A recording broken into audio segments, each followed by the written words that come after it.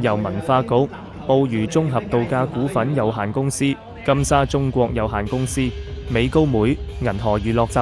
團、永利度假村澳門股份有限公司及新濠博亞娛樂聯合主辦，慶祝澳門回歸祖國26週年2025澳門國際幻彩大巡遊，於今日下午在大三巴牌坊起步，活動秉承宣揚愛和平文化共融理念。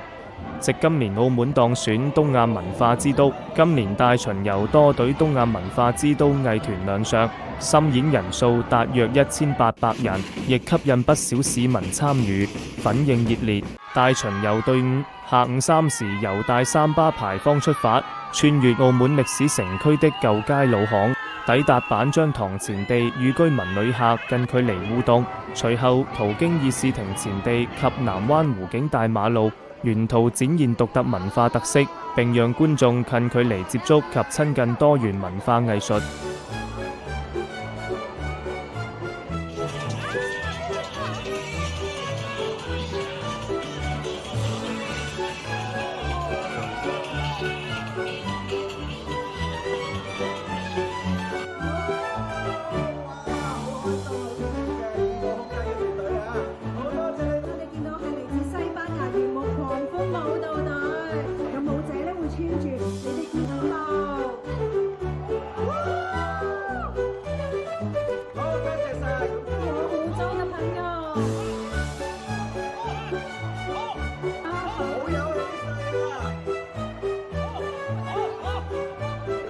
造型啦，咁亦都咧配合咗創造型打嘅啲嘅